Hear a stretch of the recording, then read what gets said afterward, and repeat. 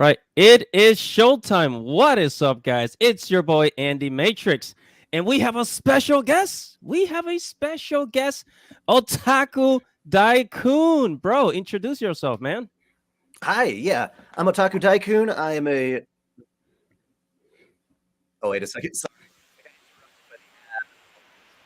Everything okay? Yeah, no, the ad on your live stream started playing. I'm like, what the hell? Oh, yeah. Okay. Yeah, I'm good. Yeah, so yeah, I'm a VTuber.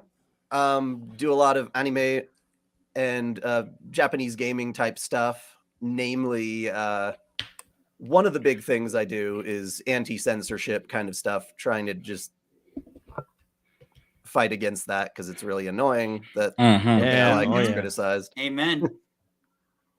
And you're an RPG gamer, right? Oh yeah. Yeah. Are you you're into Final Fantasy or more like the JRPG kind of like I guess like more niche type of stuff? Oh, I've done a bit of everything. I like the Final Fantasy VII remake and the original and all that good stuff. I wish it was more faithful to the original game, but indeed, it's a different thing. They changed a couple of stuff in the remake of Final Fantasy VII. I like Final Fantasy VII remake. It's a lot of fun. I love the how they kind of perfected the battle system from 13, and they really like that final Sephiroth fight is like really good.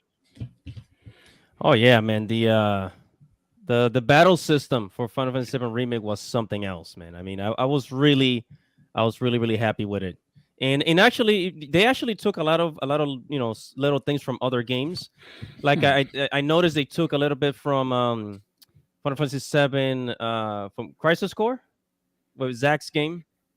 Yeah, they took a little bit from there and a little bit from Final Fantasy 15. So they actually they learned from their previous games and just made a whole new battle system, which is it was absolutely awesome. It worked so great.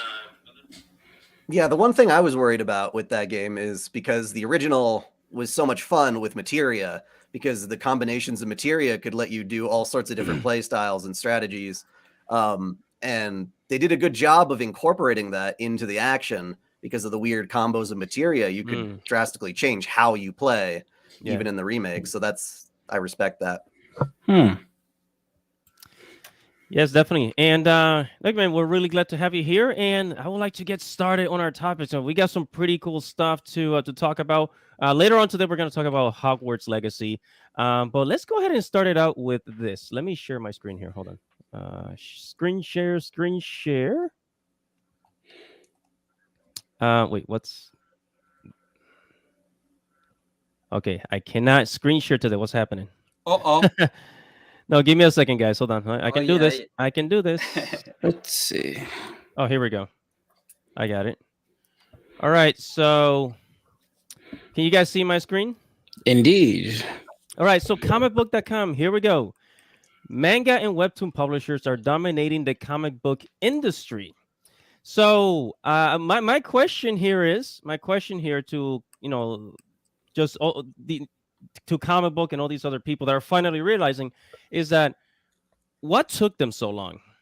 And what I have to say about it is that I think they already knew. They were just in denial. I think they were just in denial. What do you guys think?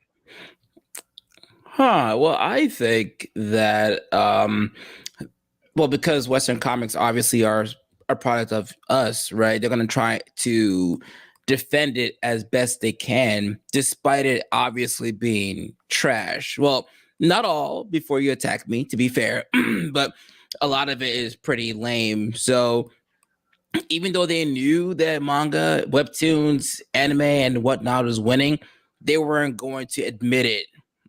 At least not yet. Yeah, and I'm surprised Webtoon made it, but you know that Webtoon is a free platform, right? Yeah. But a lot of people go on there and they actually they promote their actual manga. Like I think it was Mad Star Media who he made a manga called Demon Rush. He put a couple of chapters up on Webtoon, and then he started selling his own copies like hotcakes. So they kind of used it as a way to get new new fans. But I mean, Webtoon really only has 50. I think it has 50 million visitors per month. I think the platform. So Oh. it's pretty popular. Yeah, I know. So a YouTuber I'm subscribed to, Blacklight Jack. He Mhm. talks about webtoons a lot. He reviews a lot of bad ones.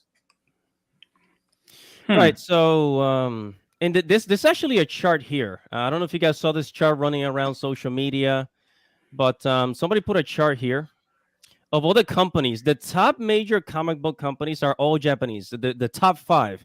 So Shueisha, which are actually I think they're responsible for Dragon Ball, Kodansha, Kadokawa, I think this is Sword Art Online's company, Shogakukan, Kakao, and then all the way at the bottom is DC and Marvel. I've never heard of Panini Comics. Have Me you guys? neither. Yeah, I've never heard of it either. Any opinions, Otaku?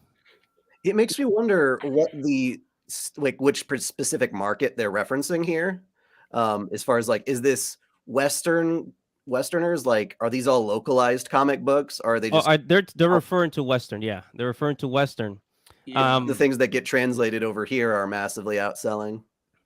Yeah, so just let me read just a little bit here. It said these days manga is giving comics a run for their money. So with comics, they're referring to Western Yeah. comics. Well, yeah.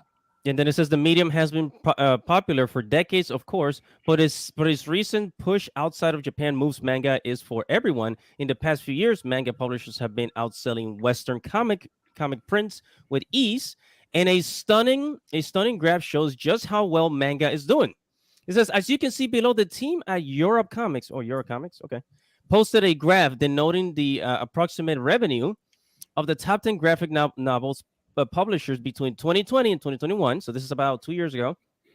It was there fans got a look at how big publishers manga and South Korean webtoons have become. Right. So here it is. Yeah. Right. I'm And surprised they haven't gotten the North American distributors like Viz Media and Yen Press. Yeah. I believe the article does mention Viz Media somewhere down the line. I think so. Let me see. It says to start, Shueisha came in first, while Kodansha second, Kadokawa third. It does say said two of the biggest webtoon publishers on the market. It says Marvel and DC were in the seventh. Hey Andy, I believe it's in the last paragraph. The last okay, so it says for one, the publisher saw so many of his current backlogs titles go out of stock during the pandemic. Oh yeah, this was actually happening during the pandemic, where like there was actually a shortage of paperback manga. Right, there was a shortage of manga. They were selling out so fast because people were ordering them during the pandemic from Amazon and all that. So they were actually running out of paper, right? And then it says pandemic. Nowadays, Viz Media licenses all but dominated graphic novel sales in the United States, according to BookScans. In fact, January 2023 list was comprised entirely of manga, including Chainsaw Man, Spy X Family, and again, there were no Western comics.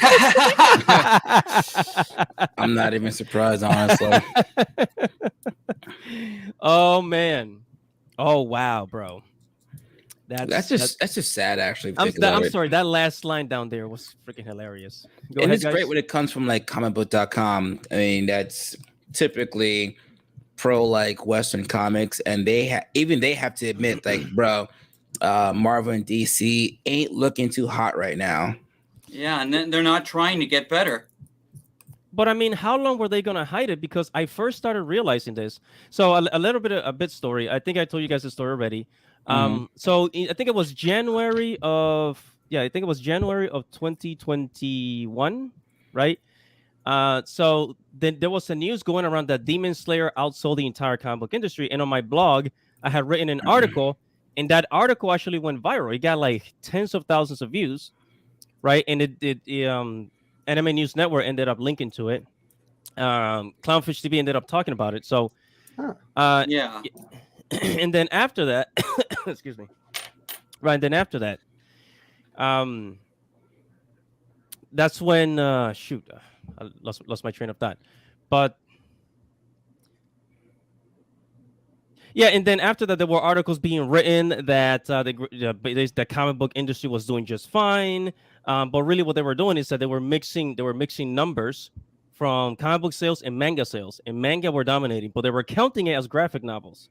Just playing with words, right? Oh, it's graphic novels. They're doing fine. Well, part of Don't the worry. cope is because like they didn't want to give like the Comicsgate people a win, because like that was their narrative that like Western comics are dying, and so like they tried to hide it for a long time.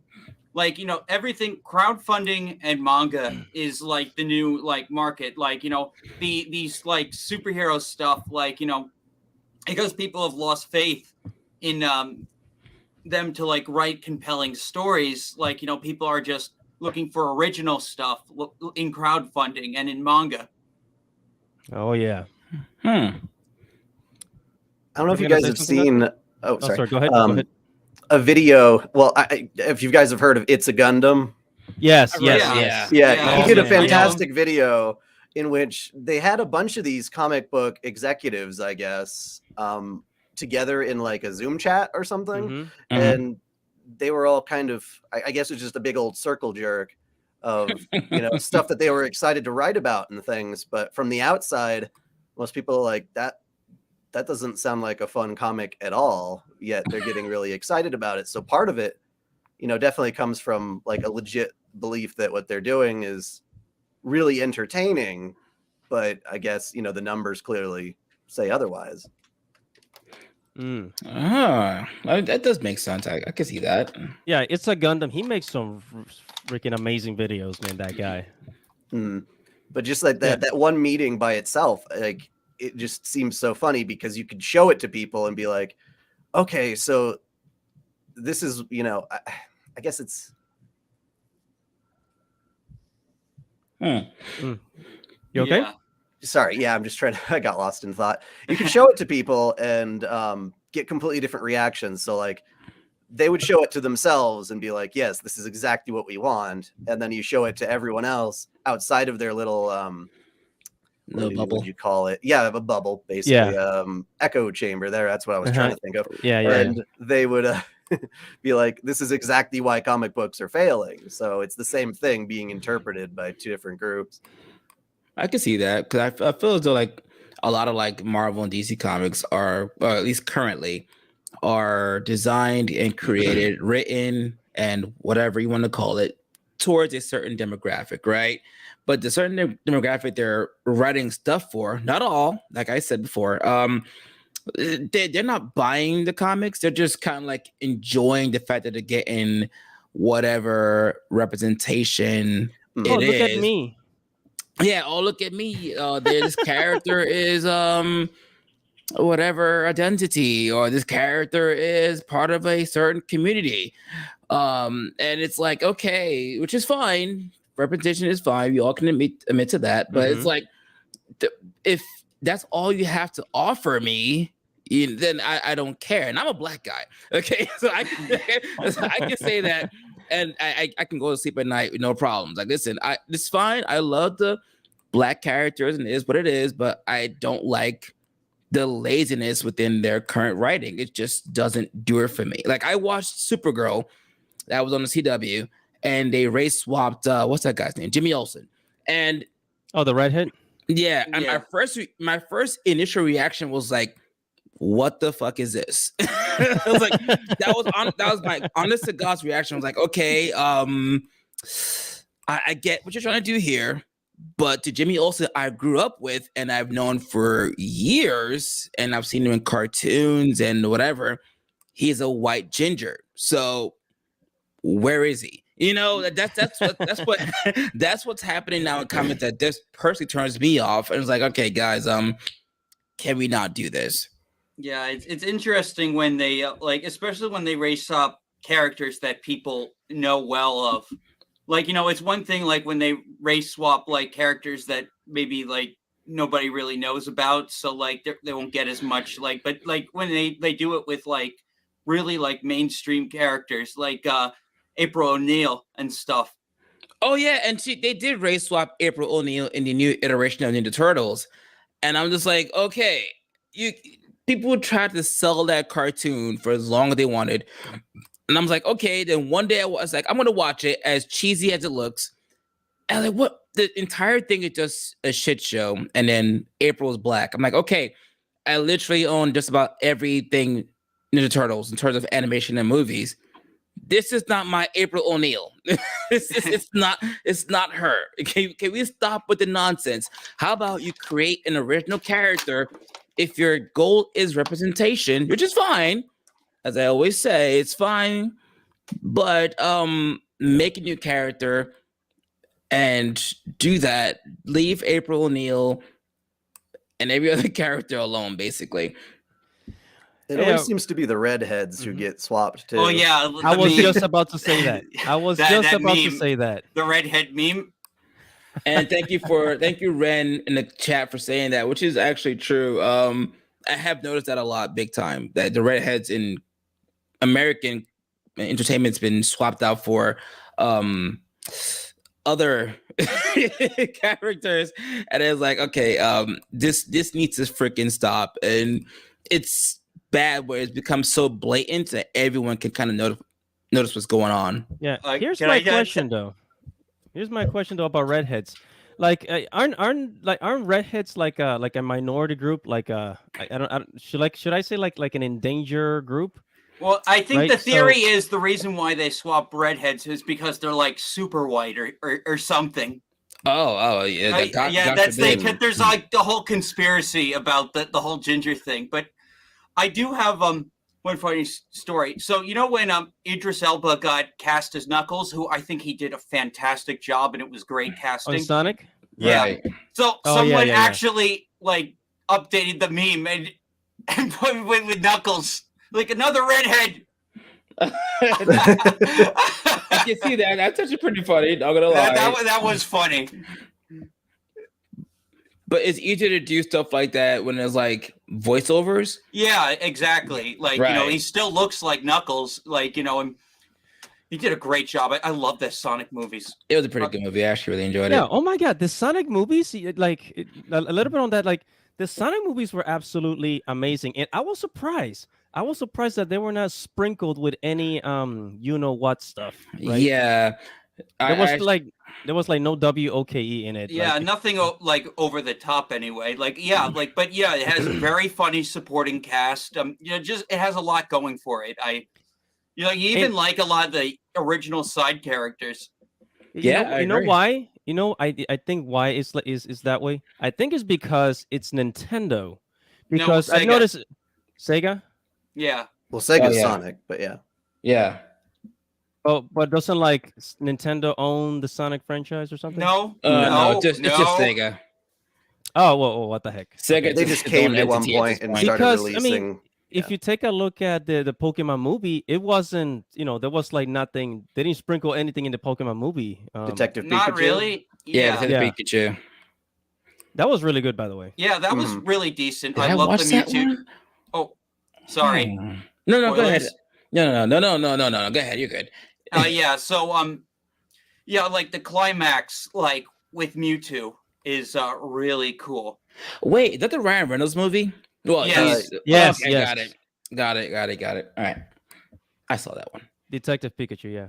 Yeah, that was pretty good, but I think Sonic did better only because mostly it took a lot of the video game stuff and then it mixed up with a lot of other stuff in a kind of way. So it's like if you were a gamer, you can relate to a lot of what's going on, and if you were a newer, which is kind of hard, but if you were a newer fan to the franchise, you can also kind of enjoy it too as well.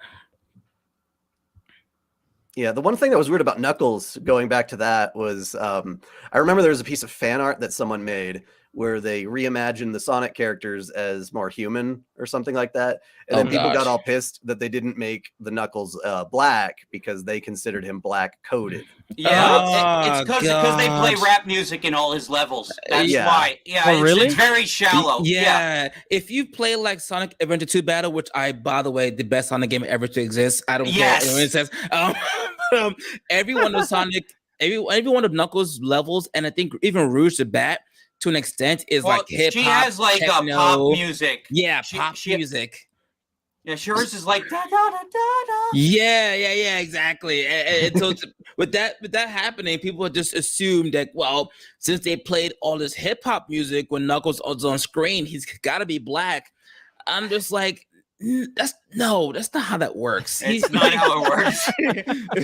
I mean, Well, the truth thing of is, the they matter kept is, it for two. They kept it for 2 games. It was an Adventure 1 and an Adventure 2. Like his main theme is a rap theme, and then like Yeah. all his level music in Adventure 2 is rap, and so like it's like it's fanon.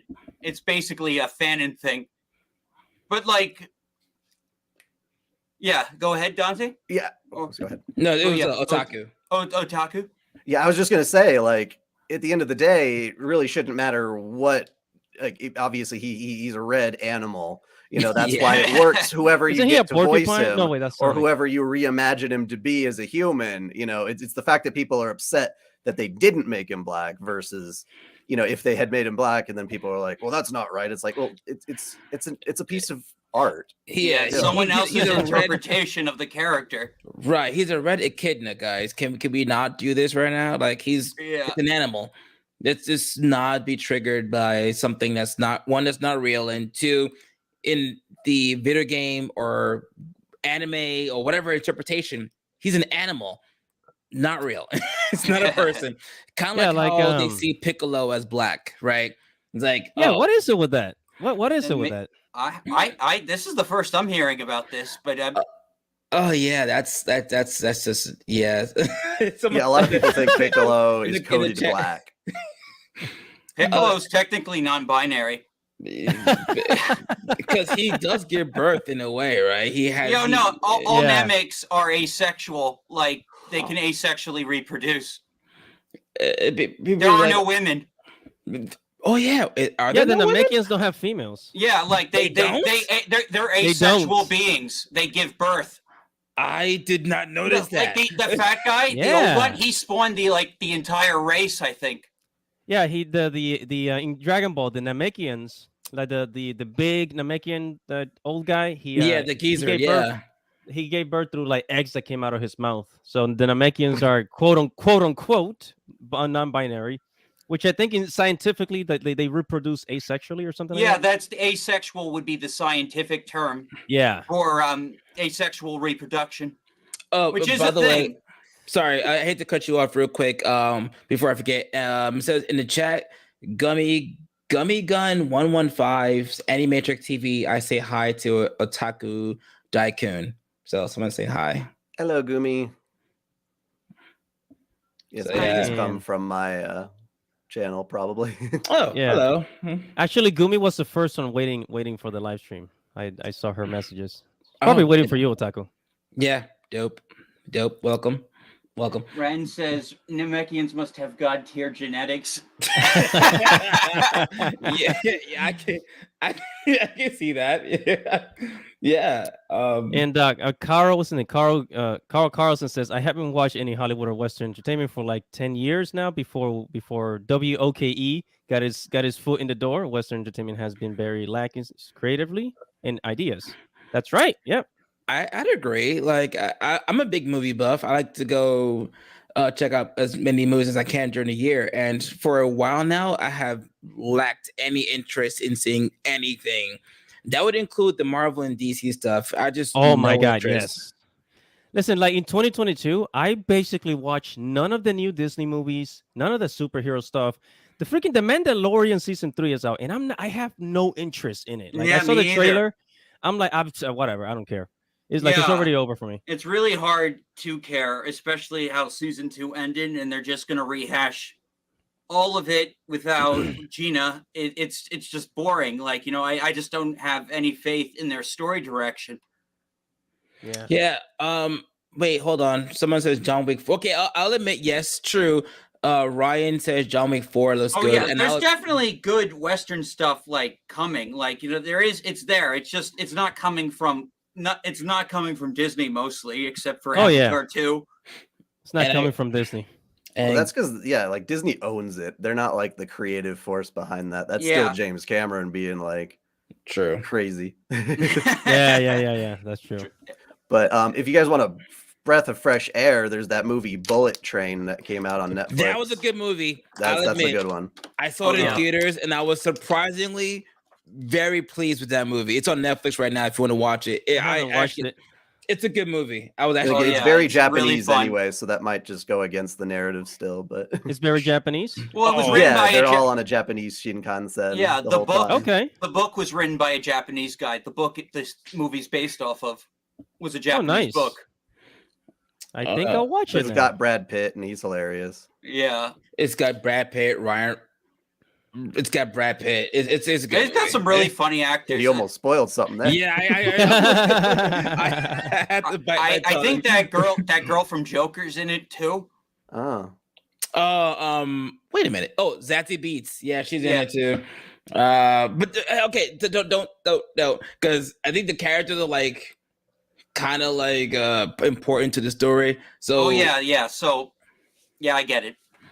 So Andy, if you have time, I recommend you go watch Bullet Train. It's Oh, heck actually a dope movie on Netflix. Yeah, same. Oh heck yeah! Oh, by the way, guys, shall we move on to the next topic? Because I'm actually kind of excited for this. Oh, yeah. Okay. What So Yeah, let me go go right ahead and ahead. share the screen. Screen share. Hey. Share. Hey, Ministry of Alrighty. Otaku, what's going on? Oh, Ministry of Otaku. Oh, what's up, dude? Ministry of Otaku. What's going on, man? Ah, this one, Fire Emblem. That Yes. was Yeah, a finally. I've been Fire covering this Emblem. extensively on my channel. this was a whole shit show. No lie. Yeah, I've got so- a video about this coming out. Yeah, so next Otaku week. Daikun and Dash, I'm gonna leave this to you guys. You guys are experts on this game. Yeah. So I'm a really big Fire Emblem fan. I've been a fan since I played Path of Radiance at my cousin's house on the GameCube, which has actually like become one of the rarest like GameCube games Hmm. you can find. And it's like very good game though. Very good game. That's the first game where Ike was in. Oh. Yeah, so that's where Ike comes from. Yep. But you know, like in the recent Fire Emblems, romance was like a really big thing, and it actually kind of like saved the franchise because, like, you know, as much as I loved like Ike's games, they didn't sell well, and so like, you know, in fact, Fire Emblem Awakening like wasn't supposed to have or big physical release until like it did so good with downloads. And like I think a lot of people attribute it to the romance mechanics they added to the support systems. And so like romance has been a big thing for the past few Fire Emblem games. Mm-hmm. And so like with this, because like for some reason they censored a lot of the romance stuff, even with people that like are very close to the main character's physical age, because they're 1,000-year-old dragon. Yeah, so but you know, the most controversial ones were this one British kid and this girl Anna, voiced by Monica Rial. Mm-hmm.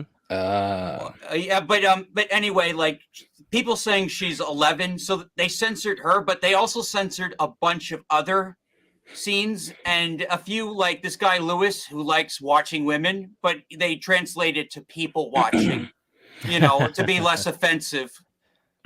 Quote unquote, right? Yeah, so Yeah. like there's a bunch of different things.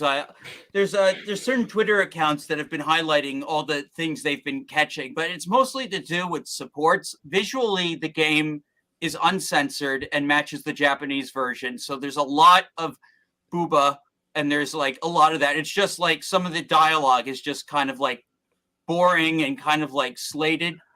Oh, I see.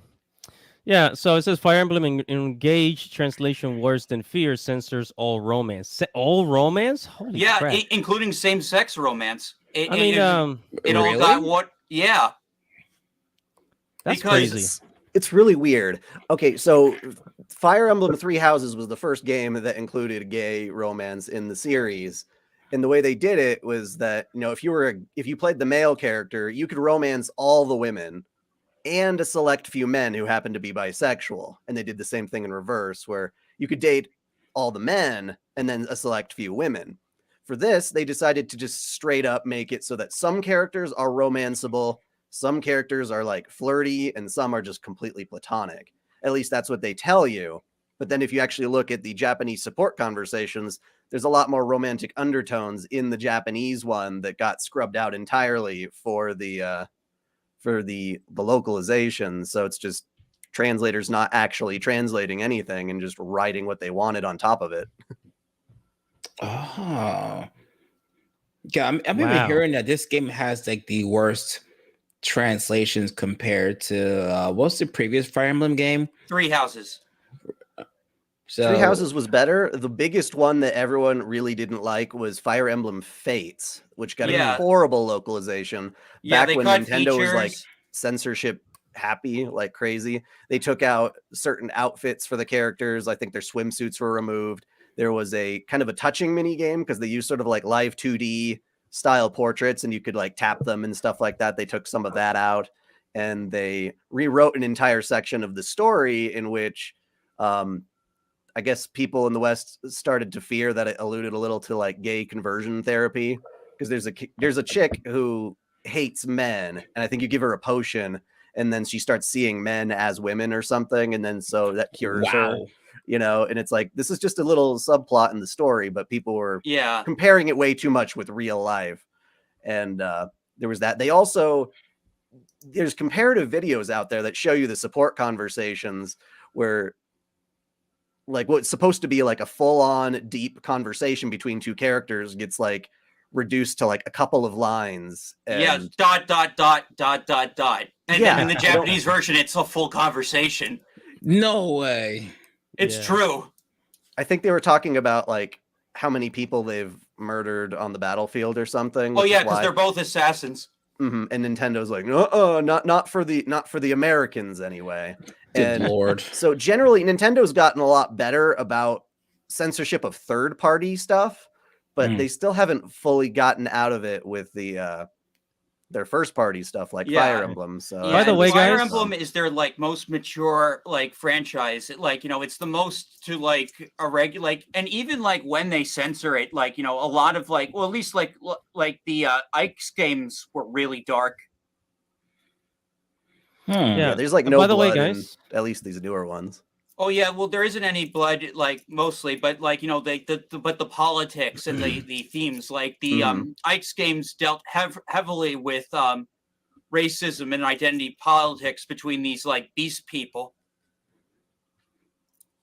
So like there was a lot of like that. Like some of the dialogue is like kind of really funny because they it has slurs like in the game. Like they flat out call the animal people like subhumans. That's and you hear that phrase constantly in that game. Wow. And this is in the localization. By the way, guys, I just want to read a little bit of the translations here, Absolutely. Mhm. right? Just because see Yeah, in the well, Japanese, this is a bad example because this is the Anna one. This is the most controversial. Well, Is the that's most still good to controversial look one? at. It's just unfortunately, whenever people bring this up, they're like, "You're just pissed that you can't date an 11-year-old," and I'm like, Yeah, if you that's look the at one the they've been other using. stuff that gets Yeah. changed, Yeah, too. they're my using God. this as the defense for all the censorship because this was the hardest one to defend. Oh. Okay, Yeah. all right.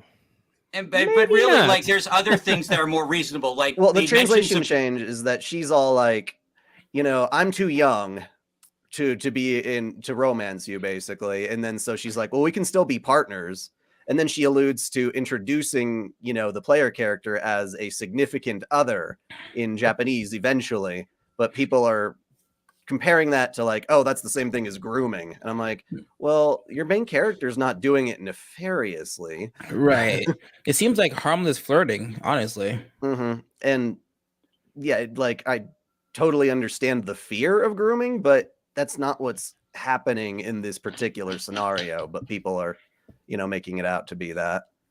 Yeah, but even the other ones, like, like stuff people like close to his age, and it's not like they're having sex, it's just romance. You have romance in other like stuff between minors and Ooh.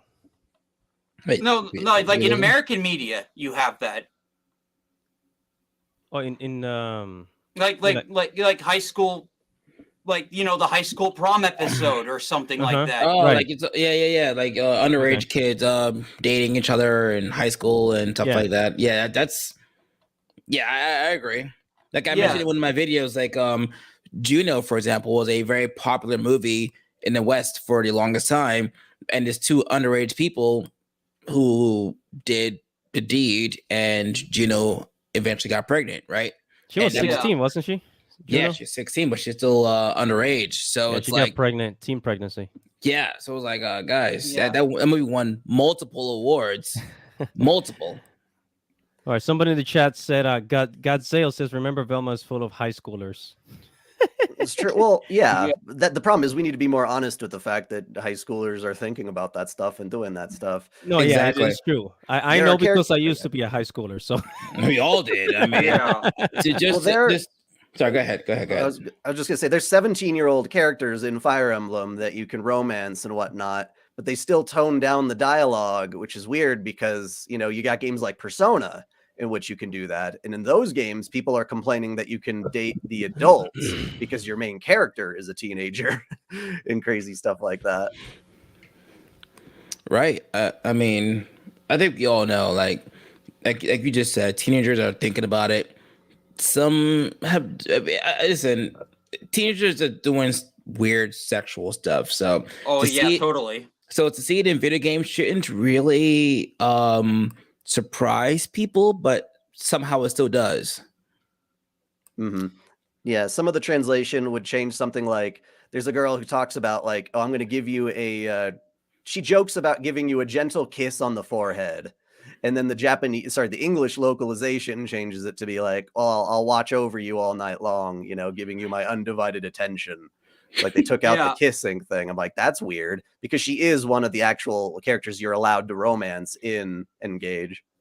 Oh, holy shite! Yeah, By there's the way- also there's Mhm. also a flat chest boob joke that got removed, making fun of Lucina from Awakening, wow. who's in this Oh, really? game, Viva, like a ghost, because this game kind of brings a bunch of the past protagonists back as power-ups. See, I'm not gonna lie to you guys. If I bought this game knowing all this stuff had changed, I'd be really pissed. Well, I'd be the thing Time to is, learn Japanese. I did buy this game, and I am disappointed because, like, I'm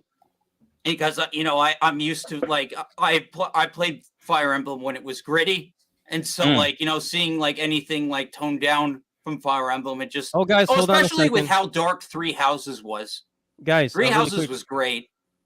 Yes, sorry for interrupting. We got a super chat. It says from Mr. Waifu Taker. It says, "Hey guys, have some moolah. Love your Nike vids. Your Nike Nikke, vids. it's the new game, Nikke. Goddess of Oh, Victory. Nikke. Yeah, Nikke vids. What does Nikke mean? It's a video game. it's based off of the goddess Nikke, I think, is what it's supposed to be, but like in Greek, All right, great. which is what Awesome. Nike's based off of too, I guess, the brand. Oh wow, I didn't know that. Didn't know But I that. know it's a game that Otaku has covered a few times on his channel. I think I watched a few of those, or it's in one or two. Yeah, Or how it's a many fun even? booba game. It's like a arcade style shooter, like Time Crisis almost, but like the camera's positioned behind the waifu's butts and they jiggle as they shoot with the recoil and stuff. It's fun. Is it on Xbox though? It's a mobile game, unfortunately. Oh no! Yeah, that's the one downside. It's got Yeah. amazing visuals. So but to yeah. conclude, It looks like good. just to conclude, so like my thoughts on Engage, like I want to enjoy it, but the fact knowing that some of the dialogue is censored kind of does take the enjoyment out of it, despite like it being like a pretty cool game as far as like the gameplay is concerned. Mhm. I Hmm. mostly feel bad for the people who, are playing it in dub then, because if you play it in sub and even just a little bit of Japanese, it doesn't take long for you to realize, wait a second, that's not what they said. And so Hmm. I don't mind, playing it in Japanese and just ignoring the fact that the subtitles are wrong. But yeah, That's and cool it's you hard. can do How do you let Nintendo know that this is unacceptable, but still want to enjoy the game? It's one of Mm. those things, or do you boycott it or not? Do you justify the boycott, or do you just enjoy it while being critical of it. And that's what yeah. prompted me to make my videos, like Mhm. really was to like, I just let him know, like, I want to enjoy this, but like, I'm unhappy. Hmm. And then like, other people said that they weren't going to buy the game after watching my video. Oh wow. Yeah. Oh, by the way, Dash. Somebody said, "Well, Dash, maybe it's because there's people who make fun of women of their breasts. I don't know. I will never make fun of women, no matter whose breasts are big." I think he was talking about the small Oh, boob yeah, the meme. Lucina, but I mean, yeah, you never make fun of a woman's like breasts in real life, but this was just a joke. Well, Yeah. okay, so what I remember seeing is Lucina is complimenting one of the other characters, saying she envies her voluptuous figure. That's what she says in Japanese, but they changed that in the localization to not talk about body types and instead be elegance. There's a whole section where there's a girl who is freaking out because she overate and has apparently gained weight in places you can't tell at first glance. But they changed that completely in English to her having enjoyed the food so much she made a very goofy face, and now she's worried that people will think she's not elegant anymore. It's like, what? It's so pedantic. So it's mostly like they're worried that, I guess, maybe women playing the game will be annoyed that there's a woman saying she's too thick when maybe by Western standards she's not, or something, and therefore they'll get upset, so they change it. I'm like, well, but she's allowed to feel embarrassed about her body still. She's allowed to be a character in a game and not have that statement of hers or her opinion be like Nintendo's stance on the issue, that kind of thing. Oh. Yeah. All right. By the way, I think we should move on to the next topic, Sure. guys. Sure. Which is, I think Dash. Actually, you sent this to me. Yeah. Godaigo creator causes a stir with plan to cut Western translators. Yeah. So this was a story. I think both me and Dante covered. Yes. Yeah. It's this. This guy on Pixv is drawing this Boris style manga about giants and kaiju, and he decided it's so far like most of it's all in Japanese, but he ran the first chapter through a machine translation and posted the rough translation onto his Pixv account, and then like basically asked for like someone else to help the machine with future chapters. And everyone's favorite localizer, Katrina, had a shit fit. Like, when she found this out, like, how could you bypass us, the holy localizers? Right. Her reaction was just like, "How dare you not use us? Like, we are here. Like, you should be ashamed of yourself." It was just a very entitled and arrogant reaction to what he had posted on the internet, which got, to be fair, it got a lot of backlash. I think probably why her account is private right now. Yeah, I haven't heard of this story whatsoever. I'm not sure. Oh how yeah, it, I like, did went over. read. I did read the. Oh, you mean the story itself, not Godaki? I mean, well, the news about this Godaigo thing. Yeah, do The they have the localizer. tweet down below? I don't know. Yeah, me see. they should have a link to it. Oh, some Yeah. Twitter users have gone. Let me see this. Is it this? Because there's a one? specific tweet that they're talking about. Yeah. Yeah. Is this one? There we go. Yeah, so that's the guy. He's requesting. Okay. He says, I ran my stuff through a machine translation, and I want to hire somebody to clean it up, as opposed to just straight up localize it from the ground up. And localizers are all upset because they want to, do the job from the ground up. But the problem is, he doesn't trust localizers anymore, because what they're doing isn't actually translating, not anymore. And so Yeah. even a machine in theory could do a better job than a human who's refusing to do it. It's not that these people don't know Japanese, but they're taking the translation and then writing on top of that. Yeah. Yep. I'll admit, I read his story. I read that translated chapter. It was a little bit rough, but I was able to understand what was going on.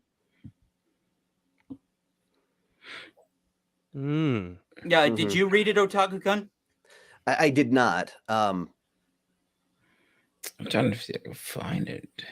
Oh yeah, the link is right there. If you click that, you'll find the actual story.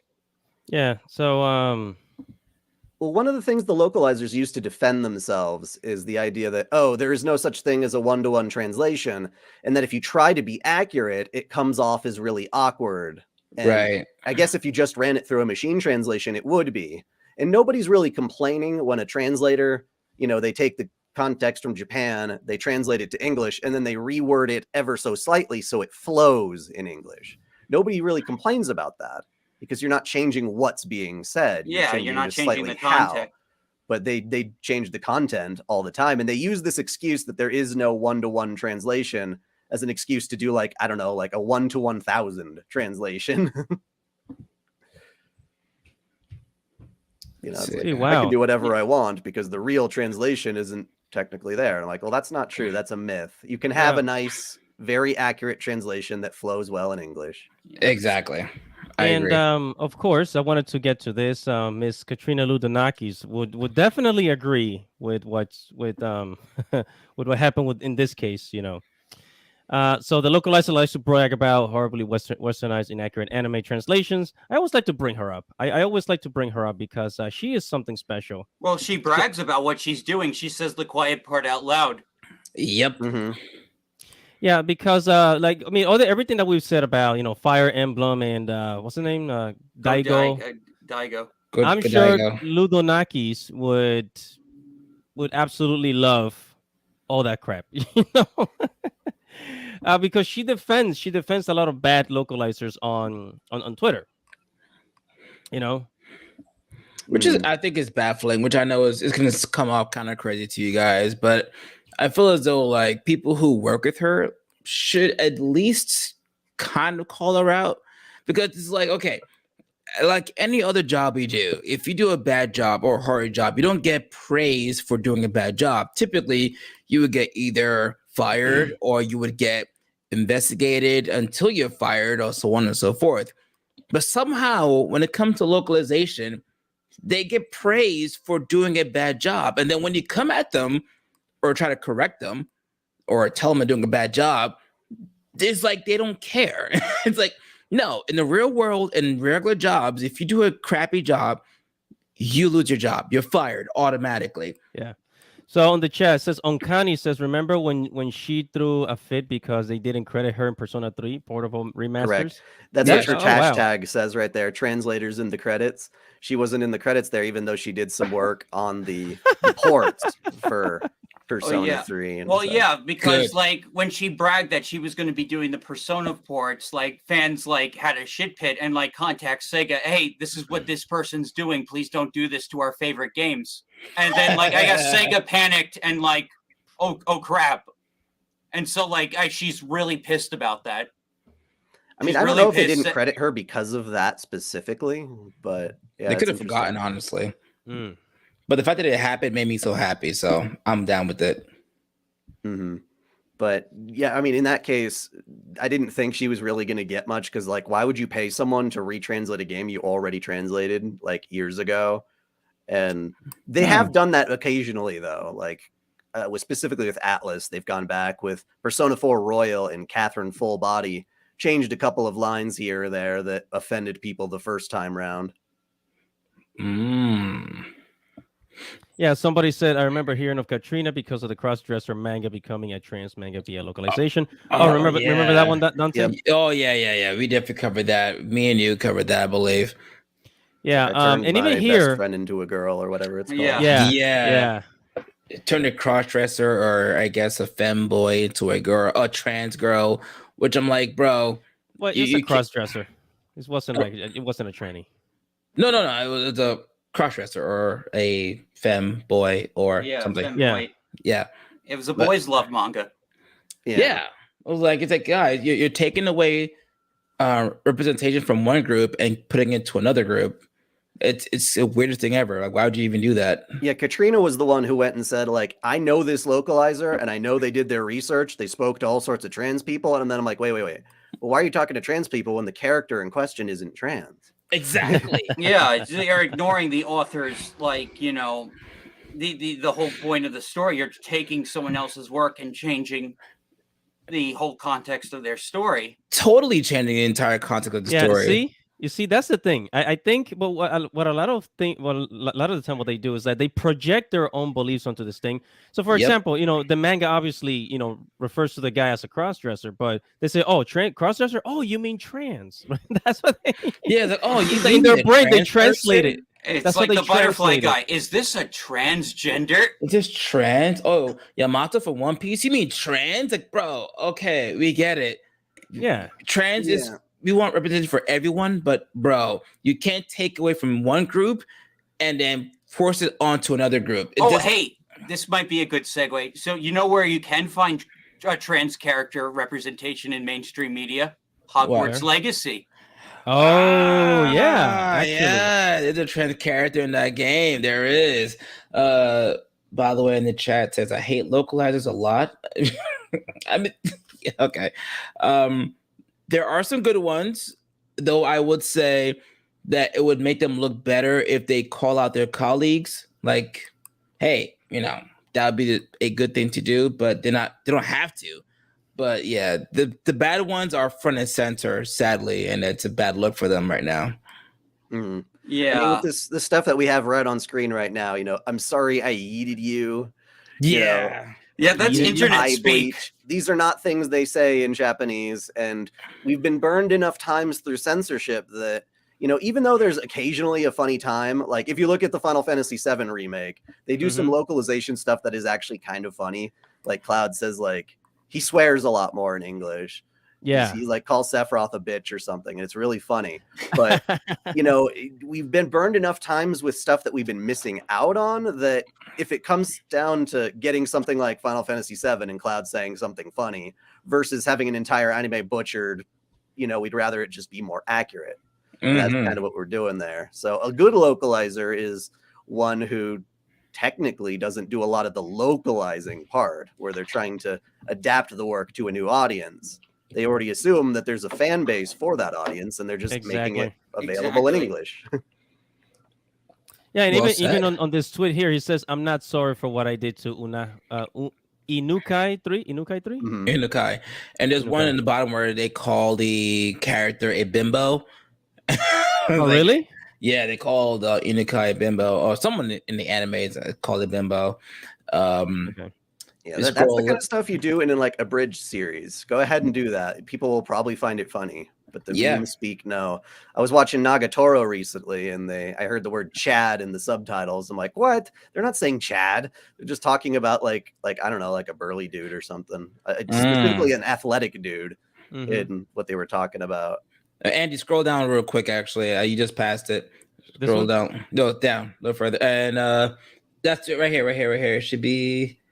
Let's see. Now is that it? Go to the next picture. Actually, if you. Next. Yeah, that's it right there. That's it. Okay. All right.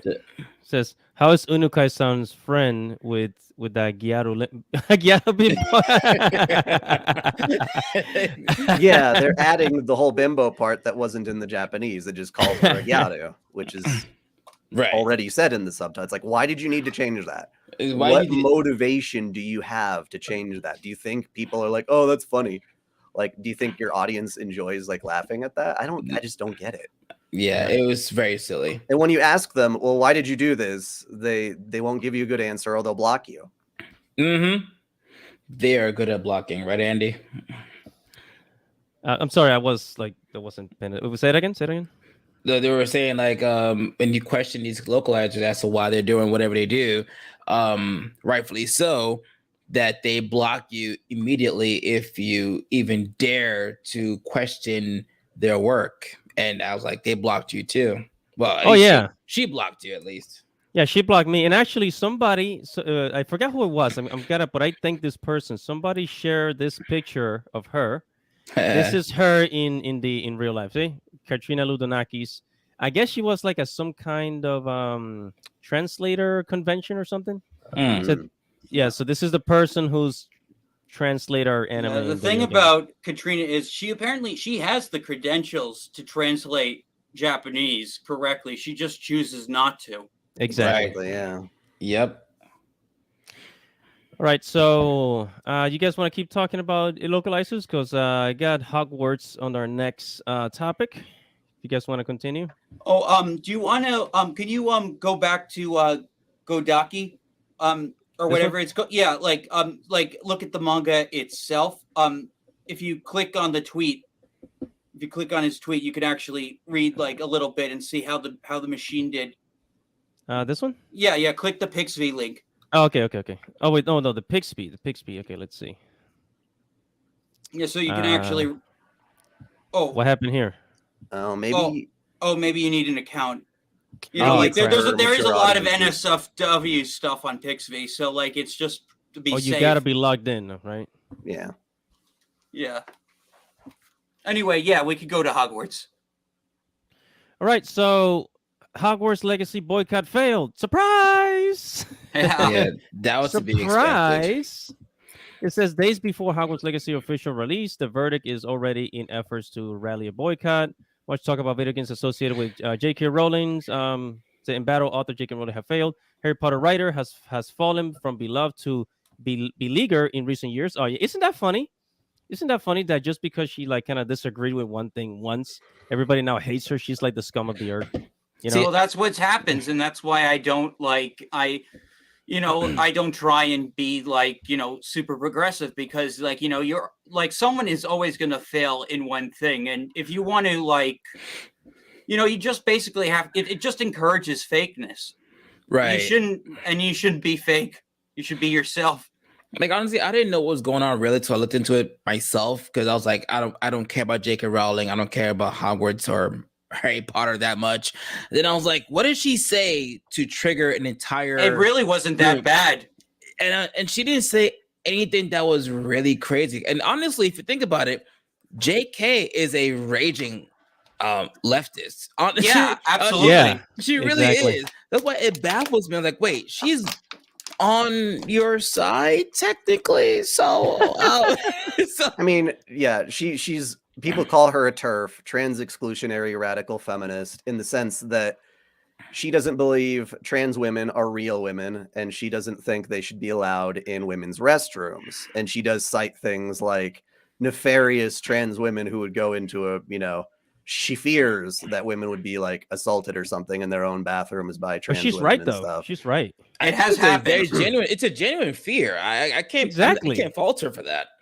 And you don't have to be like political to believe that. Like that's just it's natural, like everybody. Well, I know recently, you know? like she was talking about this women's prison like thing, which I mean, I'm really not sure I should really get into this, but like I just do think practically there's concerns if you have like an individual that has a penis in a place full of women, there is potential for Right.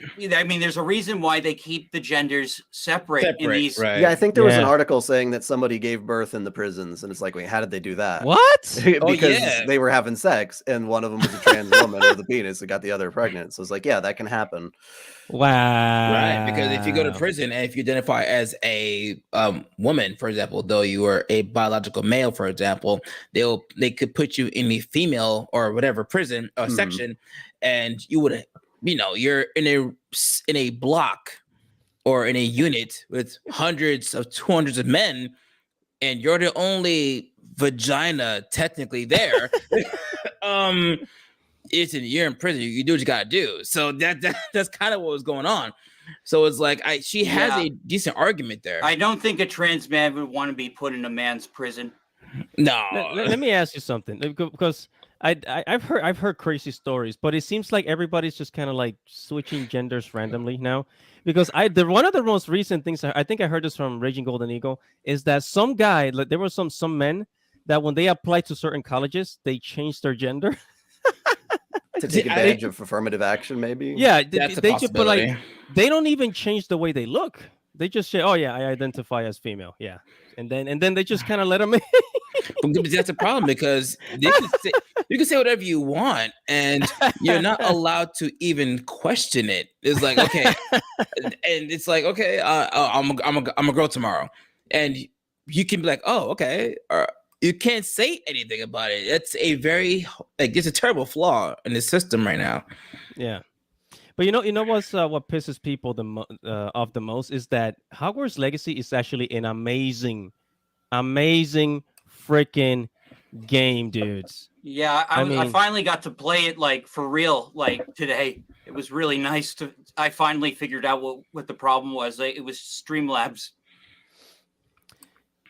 yeah, I saw that, and but I mean, I play the game, and it's that thing is immersive. Like you're a Hogwarts student. I'm basically living my childhood dream of being a freaking wizard student. The environment is great. They did a lot of homework on Harry Potter lore. Yeah. Oh my god, dude! Like the fields, the Hogsmeade. I haven't gotten to the forest yet, but it's like all the things I that you can't can wait do. to go to the forest. Shit always happens in that forest.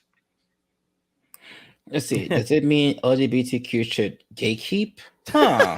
That sounds funny. That's a good question. Maybe they should. Maybe they should. I don't know. I don't know. I don't know. Gatekeep other LGBT people that don't agree with, like, a lot Yeah. of the more crazy stuff. I don't know. No, because there is like they get treated horribly. Okay, I can see that. Yeah, like if you're a gay or a trans person and you don't agree with what the main talking thing is, Mhm. maybe we shouldn't be doing this. They get treated like True. enemies. Like it's terrible. This is a little too political for me, so I'm gonna reel back. Well, there's definitely Yeah. infighting within LGBT, at least in the form with like bisexuals, for instance. There's like a lot of bisexual denial. Like you don't count as gay if you're bisexual, and you still that's wind been up a with. problem. Wait, that's Yeah, actually a a problem thing. for years. It's a thing, Yeah, yeah. Bi discrimination has been a thing for years, even like before woke. Like they say, oh, like, well, you're just like, it doesn't really count. It's like I if mean, you're a and as lesbian who someone settles who's down with a man, you're not gay enough because you're not being oppressed for like, it. I mean, Oh, What that's the heck? insanity. I mean, both my best friend and my girlfriend are bi. Hmm. Yeah, and so like no, bisexuality is real, and like it's just amazing. Like just like people say they don't want to be gate kept, and here you are like gatekeeping. Gatekeeping, yeah. I can see that. That's insanity, bro. Holy crap. I had no idea. Yeah. By the way, do you guys know what Type Moon Gummy in the chat he was asking me? What was she asking me? He says we need support Type Moon so we get more great visual novels. That's a game, I believe. Type Type Moon's a Moon's game. the company that makes the Fate Stay Night stuff and a bunch of other stuff. Oh, okay. Yeah, Fate's franchise just blew up. I'm very overwhelmed. I saw like the first anime, but now they've made like dozens of games and other anime since, and I don't know. I couldn't keep up, not gonna lie. I couldn't keep up. Yeah, there's a lot. My channel covers tons of that stuff constantly, but yeah, they recently had a visual novel for once finally brought overseas, which is extremely rare. So there's saying to just support the official release, I guess, was Yeah. Umi's sentiment. But yeah. Speaking of visual novels, I always wonder how come they're not more popular. You know what I mean? Like manga and webtoons have increasing popularity, but I like the idea of web novels. I've actually read some web novels, but it's like, how come they're not more popular, more Well, mainstream? on Steam, they're really popular. Visual novels like were flooding the thing, and people were getting really upset because there were so many visual novels on Steam. Yeah. I I see. know there's like So they're becoming a lot more popular in the West. They've always been popular in Japan. Ah, okay. I know this says Vincent Lee. What did it say? If the censors are too busy destroying each other, they won't be spending as much. Wait, what? As much time censoring anime. So like, okay. the infighting between them is arguably a good thing, is what there's. Oh yeah, like when other even progressive leaning people fight other progressive leaning people for not being progressive enough. I guess because it's a learning experience on why cancel culture is bad, and the sooner these people learn that the lesson the hard way, the better. Yeah, and actually, there's been a lot of bisexuals that kind of left that side of the aisle and just went on their own way, just became independent. You know. Right. Oh yeah, Like Yeah. And this ties back into video games, like with Bayonetta. Apparently, someone was criticizing the newest Bayonetta because they thought she was lesbian, and then she's like hanging out with the guy in the third game a lot more. Right. I guess it's like, Yeah. You guys remember when back in the day when they would attack like men because they thought Benetta was like eye candy for straight men, and now all of a sudden now she's some kind of LGBTQ icon, and I'm like, bro, Wait, hold on. I- By the first game of Bayonetta you're talking about? yeah. In like, the first game, they all thought it was male gaze pandering bullshit. By the second Yeah. game, they're like, "Oh shit, she's lesbian. We love this for the same Yeah. exact reason." What the heck? And Well, now it's she's 'cause like, the tone she's switched very real quick. flirty with John in the second game, and like in fact the whole game is about saving her. But then like so that's why I've always kind of like headcanon Bayonetta as bi. I mean like she could be either bi or straight, in my opinion. That was my thought too. Like honestly, from the first game, I thought, okay, she's straight, she's hot, whatever. Then after watching more gameplay, I'm like, okay, she could at least be bi or straight. But now apparently at the Bayonetta 3, it's like, oh, she's got to be some gay icon. I'm like, bro, I've never got that vibe from her. Even she herself says in the game that the process of baby making to her is fun. So that would She never struck me as like bisexual or gay in any way.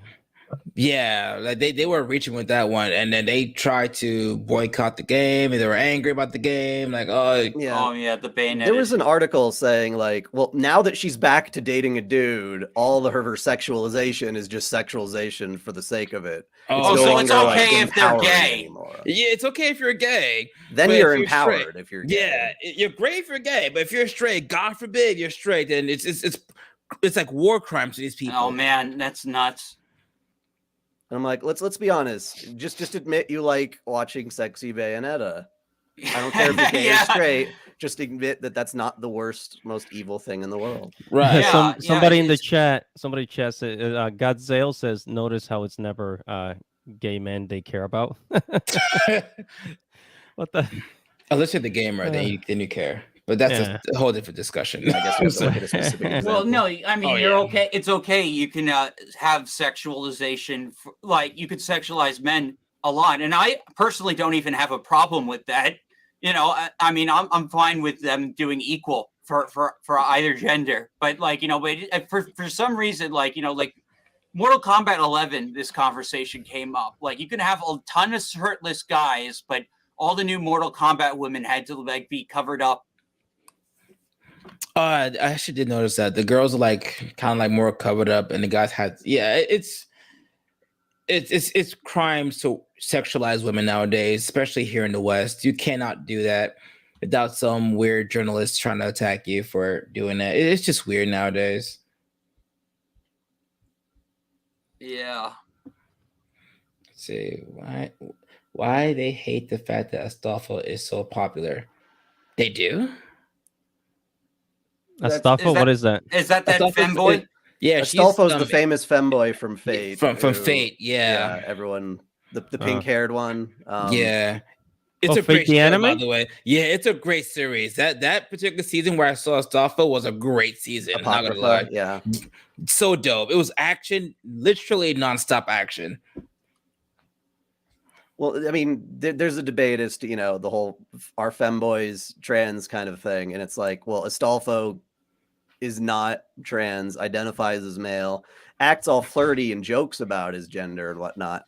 And then that Right. got in total contrast to the whole Bridget thing in Guilty Gear that came up a little while ago. Oh yeah. Where Yeah. in this case, Bridget is being confirmed trans by the creators, but it's Right. almost the exact same situation where they could have gone either way. Yeah, True. then in Fire Emblem, they didn't do a Bridget with this Rosando guy who's a complete femboy. Like, you'd think he was a girl until you hear his voice, and he's not trans. Yeah, I mean, in Japanese, it's a female voice. There's always this sort of like idealized androgyny with the anime stuff where they're so effeminate that no real man could possibly be that effeminate. At least not with lots of training, lots of makeup, lots of shaving, I guess. Yeah. Hmm. and yet the femboys just make it look effortless. Like I was born like this fucking pretty. Yeah. But that's another thing. Like, I always say this, that the Japanese manga and anime, they've been doing like the whole LGBT things for longer than anybody than these people have been complaining about. And Yeah. because in Japan, like they've always had like effeminate men. Like I know if you look at Final Fantasy, maybe not Final Fantasy 7, but Final Fantasy 9, Kuja. If you guys play Final Fantasy 9. Kuja, totally. He's Dude, very fabulous.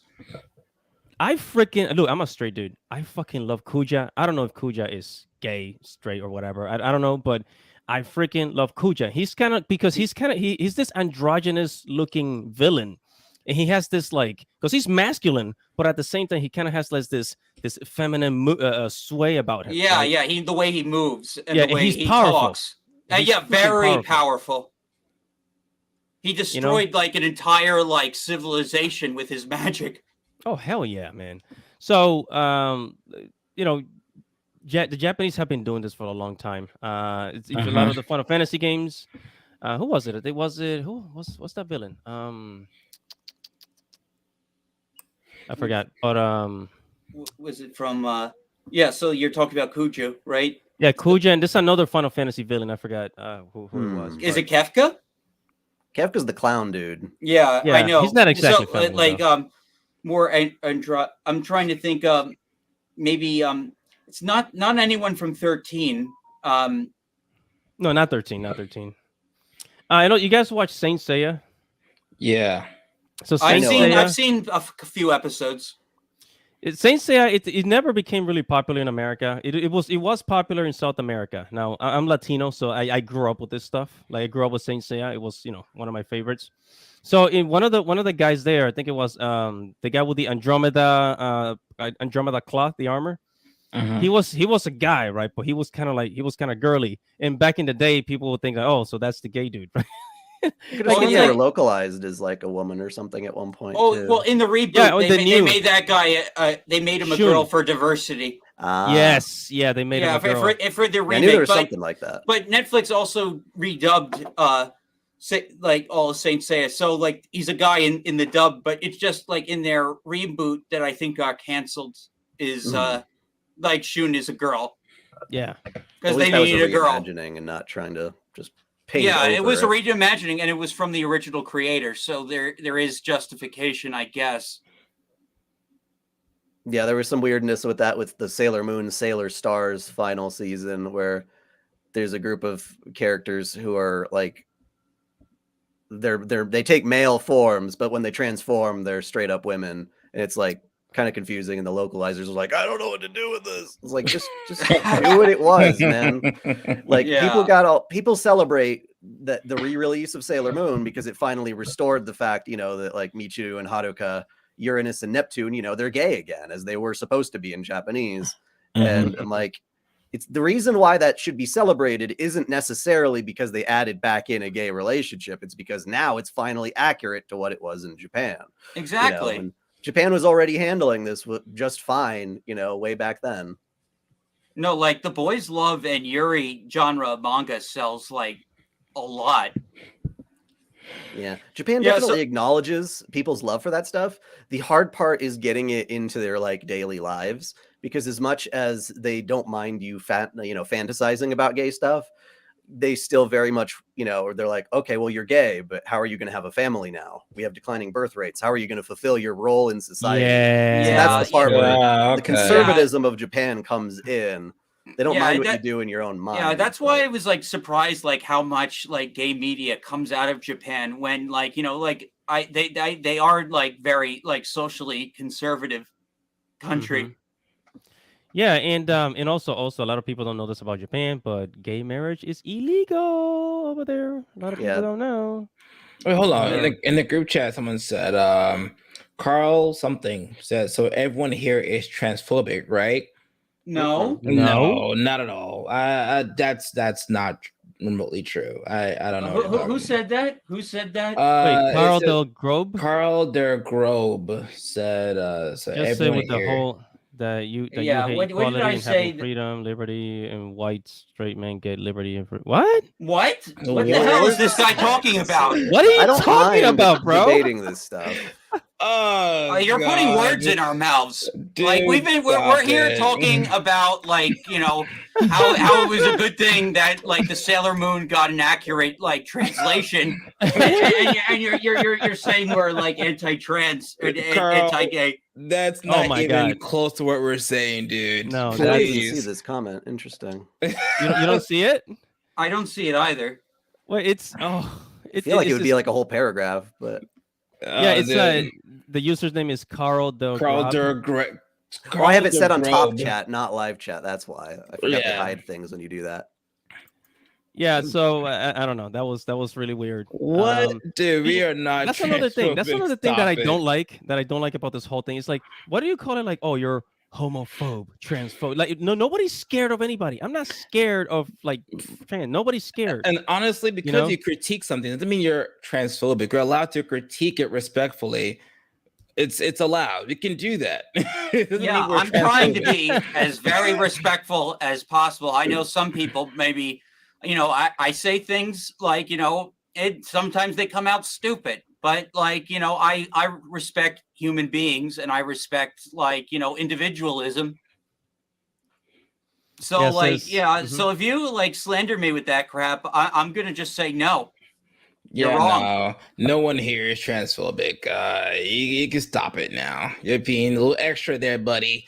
No, Calm I've down. been called that by talking about the whole Bridget thing, and I'm like, wait, but there's a difference between the real truth is with trans people, we got Bridget, who's a character who is biologically male, acts very effeminate. That doesn't necessarily mean trans because that's just gender nonconformity, and Right. that's a whole different philosophy. It's like you can be a femboy.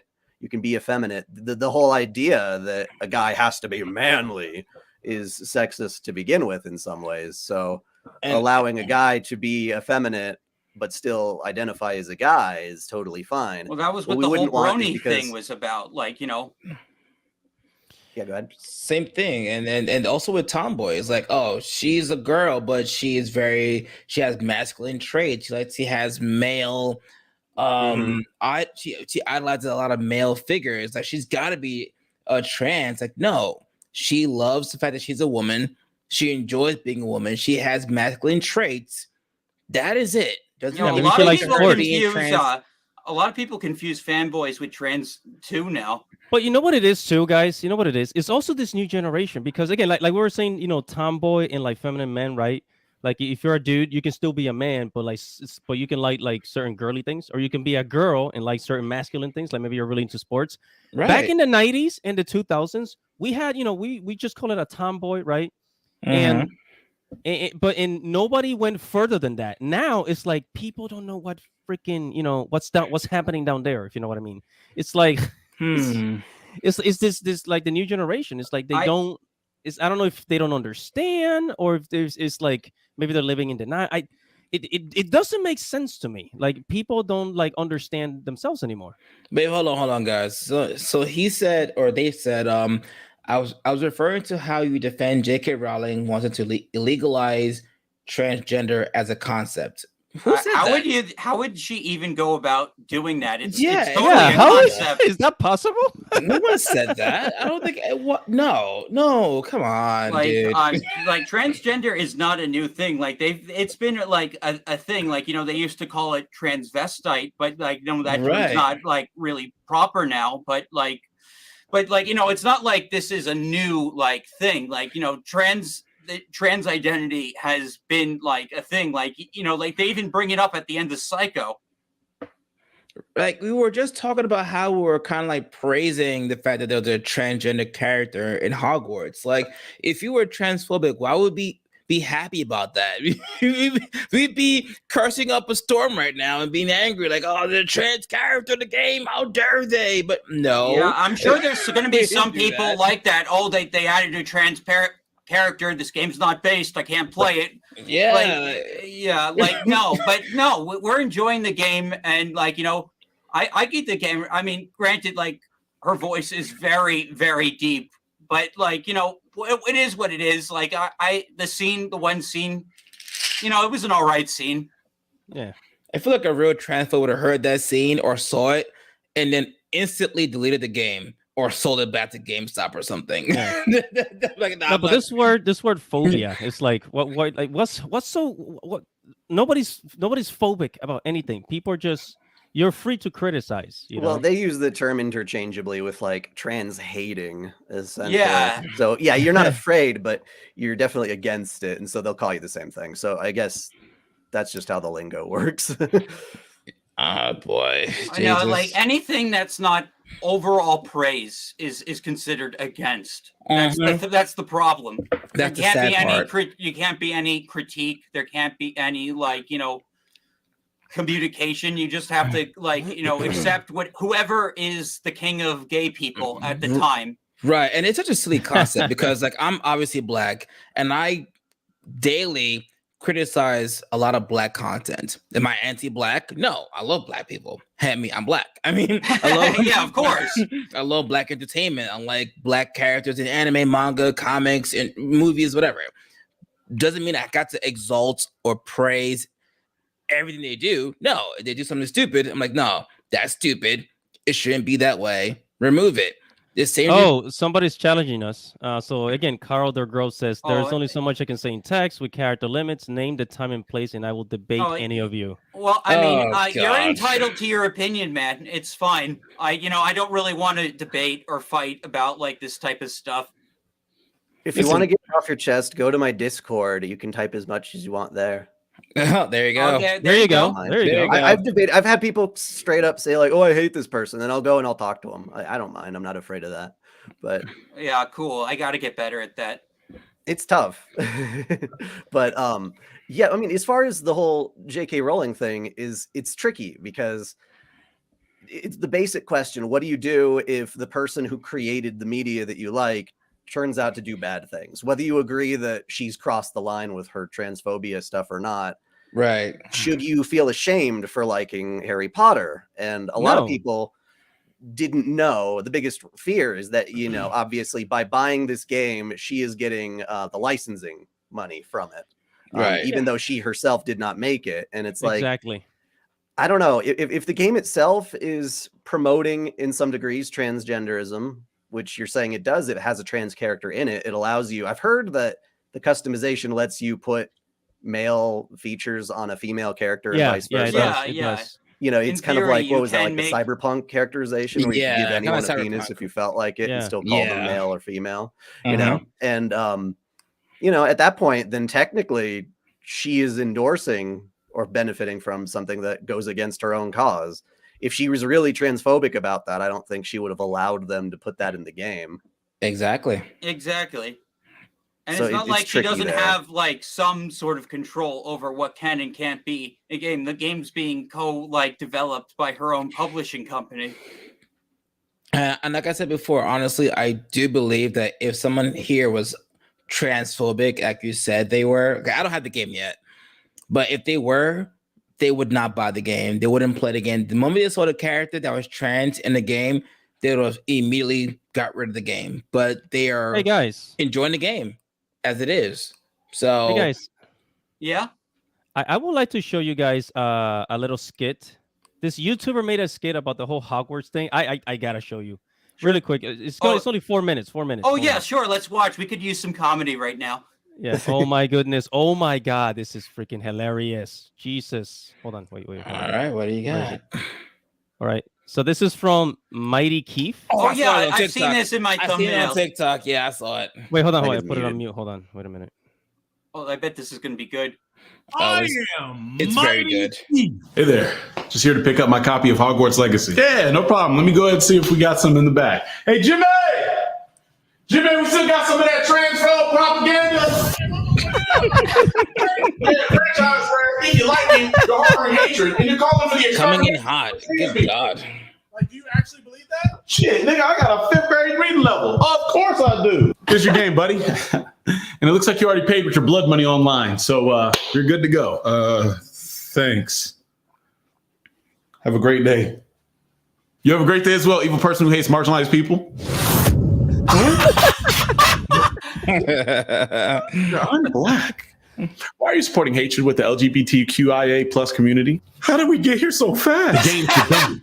You're the bullet. The bullet's the game, and the bullet's in the gun. You're the gun, and the bullet is the game. Sorry, so you're the gun, and the bullet is the game, and you're causing a murder. You buying this game means you directly and definitively agree with all of the positions that J.K. Rowling has on the trans community. Bro, what the hell? I'm not trying to share her views. I'm just trying to play a game. I don't even know what she's doing unless someone else brings her up. Okay, but you still bought the game. You're supporting her financially. I bought the game because it's Harry Potter. I grew up with Harry Potter, just like I'm sure everyone else my age. I don't understand what's going on. Isn't Harry Potter just bigger than J.K. Rowling at this point? No. Sorry, buddy. You're supporting a billionaire transphobe. Twitter will be hearing about this. Wait, what? You're using Twitter? What? Isn't that owned by... Check this out. By a billionaire transphobe? Hasn't he tweeted many times ridiculing the ideas of pronouns and all the other verbiage that trans people would consider problematic? I don't pay for Twitter. Doesn't matter if you're paying for it. You're still using it. You're still aiding in the population growth and engagement on his website. And he said plenty of times he uses those numbers to justify his purchase. And those are the same numbers that are used for advertisers to bring money to his platform. Whatever. It doesn't matter anymore. Well, why are you so fixated on this game? It's funny because that's actually my question as well. Why are you so fixated on this game? Out of all the revenue streams this woman has, why do you care so much about this one in particular? Explain yourself. When's the last time you stood outside Universal Studios and boycotted ticket sales? You know she gets a percentage out of every Universal ticket sold? How many times have you been out there boycotting that? What about Legos? You know how much money she makes every year from toy sales? You're a bad person. And Twitter told me that, so I'm going with it. It just seems so odd to me that out of every avenue she gets money from, you decide to go after this Warner Brothers video game that she's not even involved with. But I think I know why. Because it's easier. You get to get out of bed, pajamas on, go right onto your keyboard and type in Harry Potter game bad. Therefore, I'm a good person.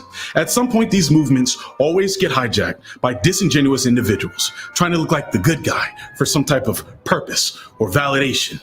It's much harder work to get off his mouth and go down there to Orlando or California and boycott Universal or Legos or go to Japan and boycott Nintendo because guess what? She has contracts with them too. The humongous parts of her income, y'all just overlook. The ones that could potentially actually make real change, you just overlook because it's easier to attack this game. Now I'm hearing people are bullying innocent streamers just because they're playing this game. You've become exactly what you hate, a monster. For the most part, the people getting Hogwarts Legacy, it doesn't mean anything to them except they just like Harry Potter. They're not sharing any views with anyone. Agreed, Carl. Alienating people with baseless labels serves no purpose. All it does is continue to divide everyone. Hope someday you can understand that. In the meantime, I'm going to be in Hogwarts, bitch. Or that. Wait, I gotta admit, it was great seeing that again. That was funny as shit. Yeah, I hadn't seen that before. That's good. Wait, hold on. Oh it's popped up on my feed a couple of times. I didn't click it. I should have though. That was great. Thank you so much for showing that to me. I saw it on TikTok like yesterday. God. Well done. Oh wait, hold on. Give me a second, guys. To be honest, I disagree with that idea simply on a biological basis. Biologically, there's only two sexes. Okay. Yeah, I don't think that was directed straight at us. Yeah. Oh man, that was that. You saw that logic to like the second half of the video. All that logic that he was throwing back. Oh my god, man. Oh yeah. Sorry, go ahead. Yeah, Carl, we won't ban people unless like they're being like a troll or something. Yeah, you're not being disrespectful, dude. Like you have an opinion that I don't, it is what it is. You're not being a douchebag, so I don't care. Thanks for being cool, Carl. Yeah, I don't care really. Yeah, also, it shows how much we love our audience. We don't ban people, just for giving their opinion. You can say whatever you want. Yeah, these are very complex issues that we probably shouldn't even be talking about, but we are anyway. And there is a lot of this stuff is complex. We're just giving our own opinions on things. Yeah, you're all trying to figure things out. You're gonna have disagreements. That's normal to have disagreements respectfully, as long as they're not being douchebags about stuff. Who cares? You know, don't be a douche and keep it going. You know, we're humans. We're gonna disagree on stuff. Exactly. That's how it is. All right, so the show is almost over. Anything else you guys want to cover? Because we're almost like reaching our time. Are we? Holy crap! Oh, right, you're right. Yeah, it's been an hour and a half already on this stream. Oh, that was fast. Okay. Oh. Yeah, it feels fast, right? Man, that was pretty fast. Time flies when you're having fun. Yeah, I agree. I agree. I guess there's one thing to mention that I think is kind of funny, and it's the hard part is because like you said, like with this whole thing, people want to enjoy Hogwarts, they want to enjoy Harry Potter, they don't necessarily want it to be torn down by all this other political stuff. Their desire to like that game is not malicious in the sense that people are elaborating it to be, even though causally speaking. But it reminds me of, okay, so when I first started my channel, I had stumbled upon a clip from one of the localizers of Fire Emblem Fates. His name was Nick Maragos. And he made a video talking about how people like Anita Sarkeesian and other people like that aren't trying to like get your favorite games canceled or gone. They just want to pave a road for more inclusion and stuff like that. So you'd get more for everybody of all the different things they like. But then I didn't realize this until more recently. He went onto Twitter and was like dissing like Senran Kagura.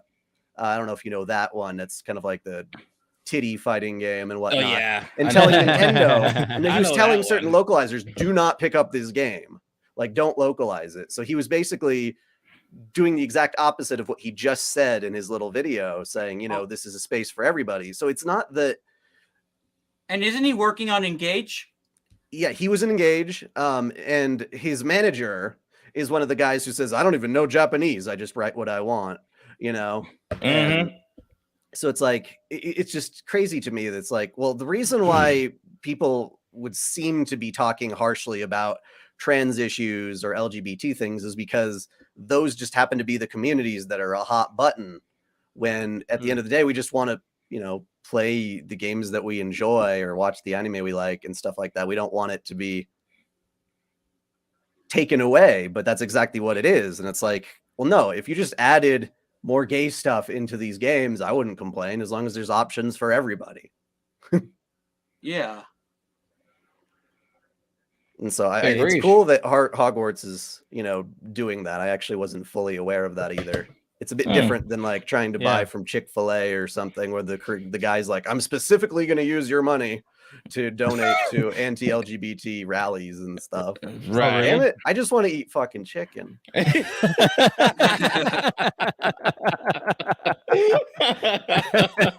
Yeah. Okay. Thank you. All right. Anything else, guys? Before we close? I'm good. Great stream, guys. I had a great time.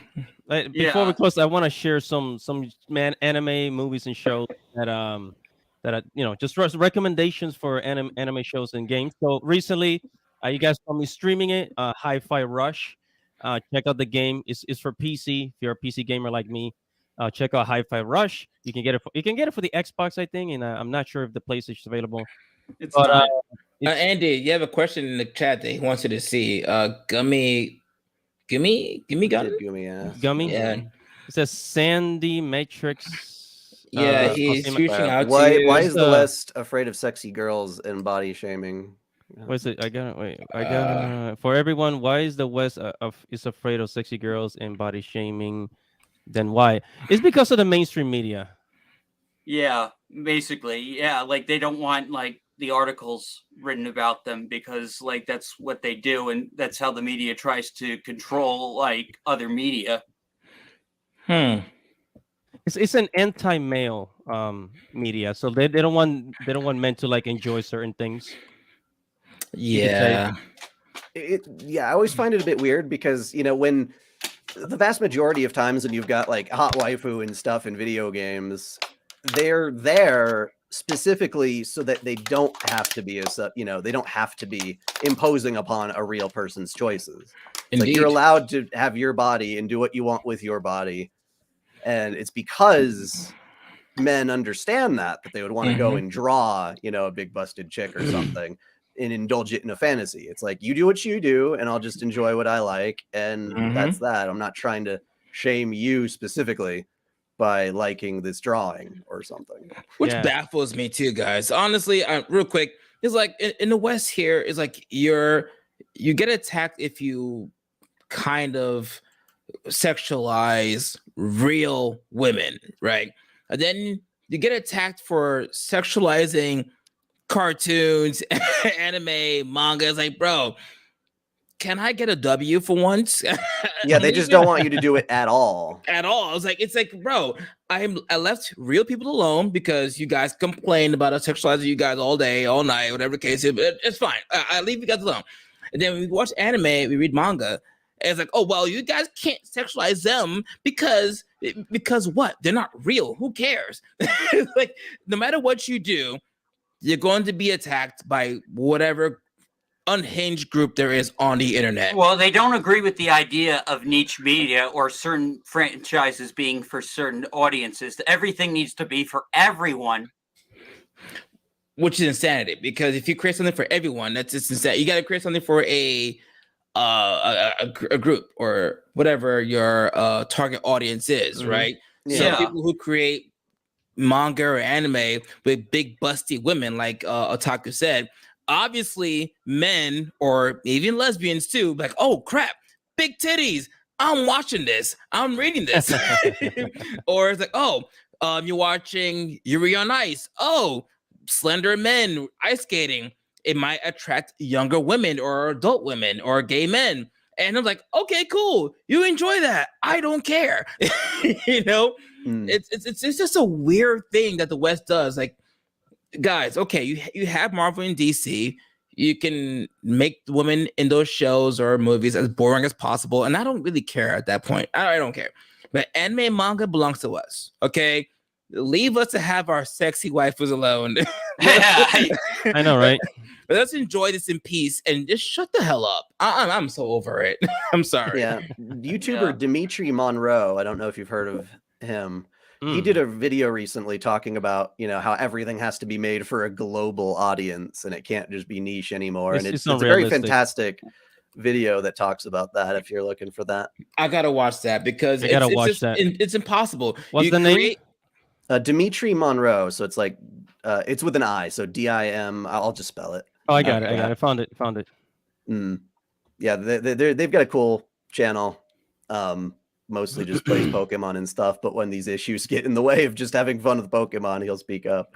But another good anime recommendation if you are into tomboys is right now Tomo-chan is a girl. Oh, I'm watching that right now. I love it. It's a great show. I love it.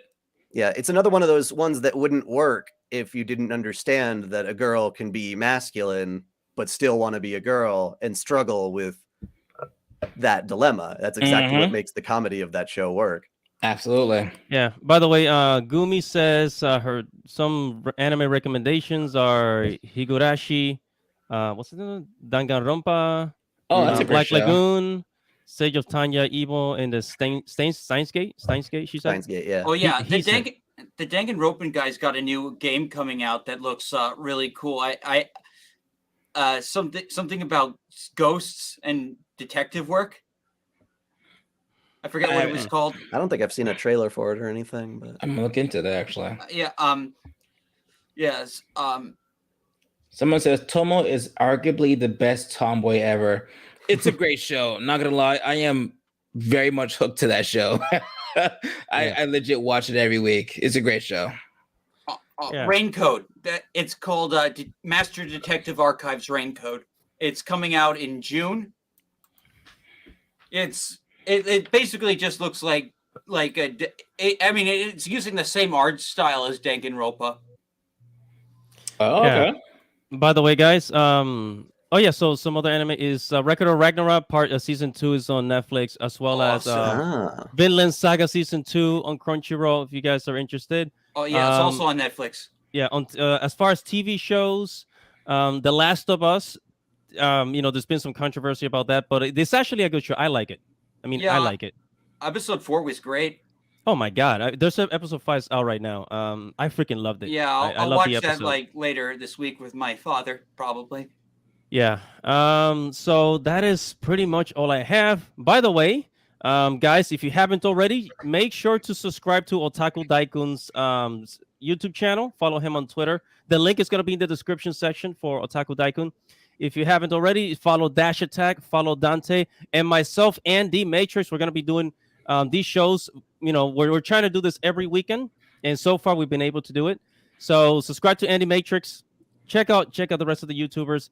This has been such a fun stream. Thank you, OtakuDaiKun, for joining us this weekend. It was an absolute pleasure, Yeah, my thanks, friend. man. Yeah, thank you. Thanks, man, for real. Right, guys. Everybody have a good night and Godspeed. Thank you. Good night. See you guys later. Night. Night.